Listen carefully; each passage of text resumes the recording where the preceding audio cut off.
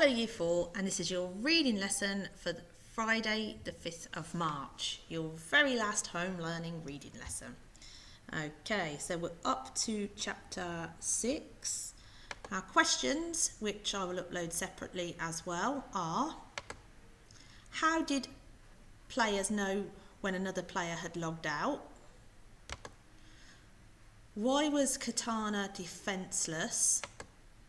Why was Katka so eager to speak to Perian? And do you think Katka made the right decision? I think there's only 5. How is Katka feeling at the end of this chapter and why? Okay, so those are our 5 questions. I will upload them separately as well. So I'm going to go and read chapter 6 now, Zircon's Promise.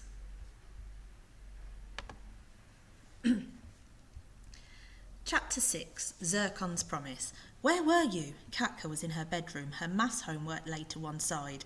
Percentage word problems were a cruel and unusual form of torture, but at last they were done.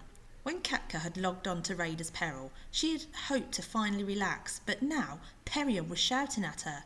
You just abandoned me, and where's the gut vine loot? Did you sell it? It was strange to watch the impassive face of Perian, the character on the screen, while Perian, the player, yelled down the headset. Katka stared at the calm face before her, willing her own heart to slow, willing her voice to stay low, calm, leader-like. I was mugged. Perian, let me explain. You lost the loot, you abandoned me, and then you lost the loot. Katka imagined what she was. Katka imagined that she was a gentle breeze wafting over the desert. Stay calm, she told herself. Breathe. Perian, listen, I know what the gut vines are up to.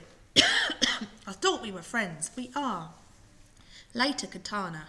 I'm too upset to talk right now. The serene figure of Perian dissolved from the weapons store. That meant that the player had logged out. Katka sighed and closed her eyes.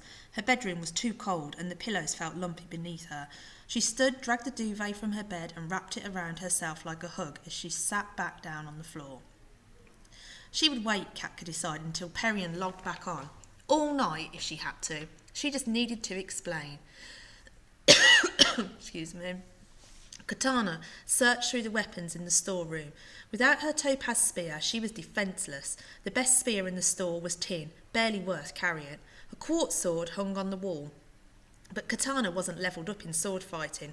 Perhaps now was her chance to gain some new skills.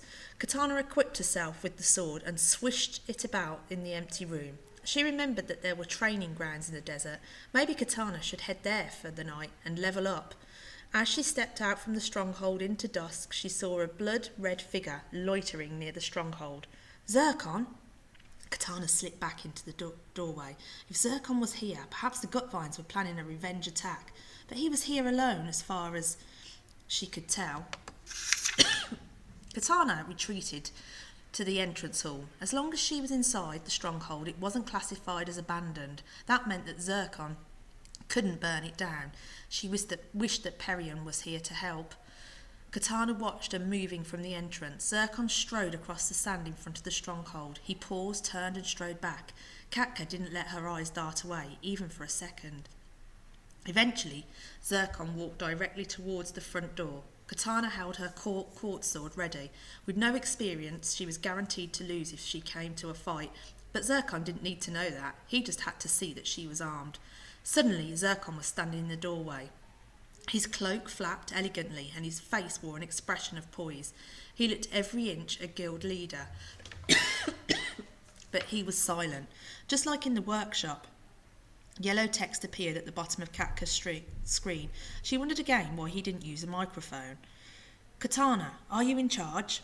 Now that she was alone with Zircon, not hearing the player's voice through the headset made Katka more uneasy than she had expected. Even though players didn't use their real names in the game, Katka could always hear her friends' voices over her headset, which gave her some clues as to who the human behind their avatars was.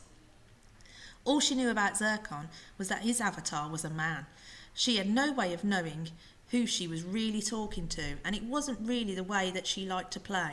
She quickly weighed up her options. I am the leader, Katka replied out. Good, you know my guild. Yes, the gut vines. Katka started to reply, but almost immediately another message from Zircon appeared on her screen. Then another and another. He was typing fast. I believe you know about our new workstations. This is a rare new technology, very secret, but I can let you in on the secret. Gut vines need an ally. Zandon has told you we cannot burn our own strongholds. We cannot afford more warriors getting banned. This is where you come in. Gut vines build, brittle stars burns. Gut vines transform the ash into rare gems. We all share the bounty. Both our guilds profit and no one gets banned. Your guild will revere you. Suddenly Katka felt full of energy. This was the answer. She could restore all of the lost loot to her guild, and more. They would have the most powerful weapons in the White Desert. Their guild would be famed among Raiders' Peril players the world over. We have a deal? Yes, she gasped. First assignment is tomorrow. We will have a stronghold ready for burning. A fire opal sword will be yours soon. A spear, said Katka quickly. I usually use a spear. Then a fire opal spear will be yours. Zircon spun in the doorway and walked away across the desert. Katana sheathed the sword. She wouldn't be needing it for much longer.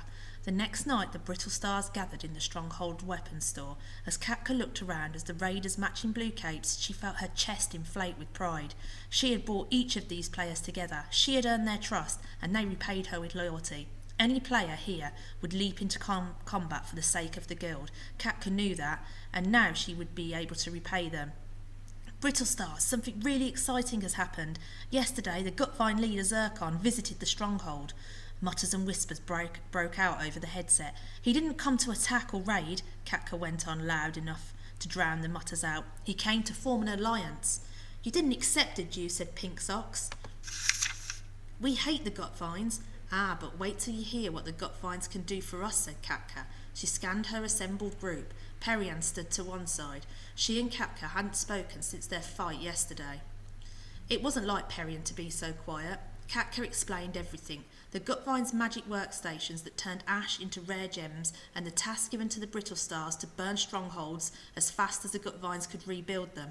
And in return, we get powerful weapons, emerald swords and diamond bows, a fire opal spear. Why don't we just ask for our own magic workstation? Asked Croctodoctor. Well, Katka felt like she'd fumbled the ball. Of course she should have asked Zircon for a workstation. I didn't discuss it with Zircon, but I'll ask later, she added quickly. I'm sure he'll agree. This is the start of something huge. It will take the Brittle Stars up a level. We won't be just another desert guild anymore. We will build a palace, stable emus, buy a headquarters in the big city. The Brittle Stars are going to be big. The raiders burst into chatter again, but now their voices buzzed with excitement. Have you seen those palaces made of rare gems, red beryl roofs and quartz, windows and emerald walls? We could have a place like that. Forget matching capes. We could all wear matching armour and a Brittle Star crest. If we get hold of diamond, we can start making magical items. I've heard there are wands that shoot bolts of ice or fire. Katka stayed silent. She sent Katana wandering about the room, listening in on conversations as she passed. This was exactly what she had hoped for. Her guild were as excited as she was. At last she reached Perian. Perian turned to look at Katana. Katana stood still and looked back. Sounds like you've got a good deal, Perian said. It'll make up for the lost loot, I hope, said Katka. She took a deep breath. A good leader owned up to her mistakes. I'm sorry, Perian. I shouldn't have disappeared. I should have come with you to the market. Well, I'm sorry too, Perian replied. Sorry I didn't listen yesterday. You did a good job. Thanks, Katka whispered. So are we off to burn down whatever ugly creation the Gutvines have sprung up, or what? Alone in a room, Katka grinned. Brittle Stars, she yelled into the mic. Grab your weapons. The Gutvines are getting burned tonight.